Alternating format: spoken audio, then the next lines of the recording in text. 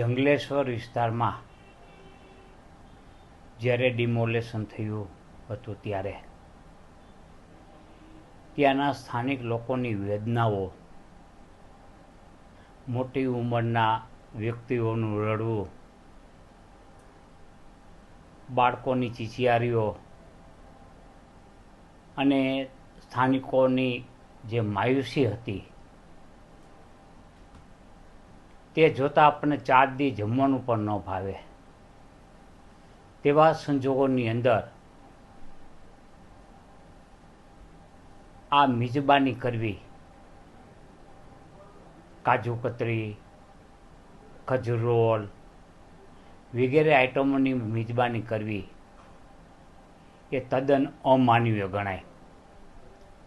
અને આવું અમાનવીય કૃત્ય આચરનાર જે કોઈ જવાબદારો હોય તેમની ઉપર આકરા પગલાં લેવા જોઈએ. વાત રહી બિલની, તો બિલમાં પણ ભ્રષ્ટાચારની બદબૂ એટલા માટે આવે છે. જણાવવામાં આવ્યા અનુસાર 4600 ફૂડ પેકેટ એટલે કે પ્રેમવતીના જે ડીશ છે એ પેકેજ ડીશ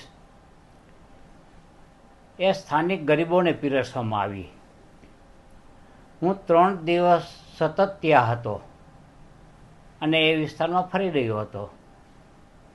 આવી એક પણ ડીશનું વિતરણ સ્થાનિક જેના મકાનો પડી રહ્યા હતા એને કરવામાં આવેલ નથી. એ તદ્દન ઉપજાવી કાઢેલ બાબત છે. આપ મીડિયા પણ ત્યાં જઈને સ્થાનિક લોકોને પૂછી શકો છો. સ્થાનિક લોકોએ ત્યાં સ્થાનિક મંડળો હોય છે, તેઓએ ત્યાં જાહેર રસોડાઓ ખોલ્યા હતા. રાજકોટના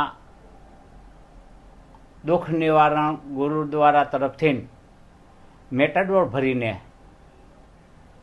ગાંઠિયા અને પાણીની વ્યવસ્થા કરવામાં આવેલ.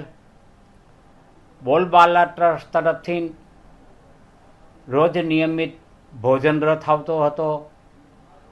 બાબરિયા કોલોનીના રહેવાસીઓ તરફથી ફ્રૂટની વ્યવસ્થા કરવામાં આવતી.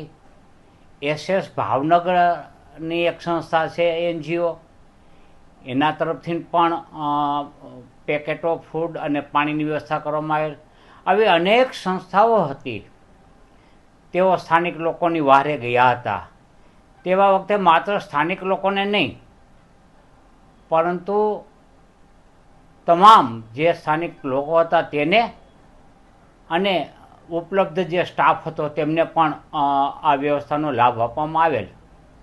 ત્યારે આવી મસ્ત મોટી રકમનું બિલ અને તે પણ કાજુ કતરી વગેરે મીઠાઈનું બિલ એ ગળે ઉતરે તેવું નથી.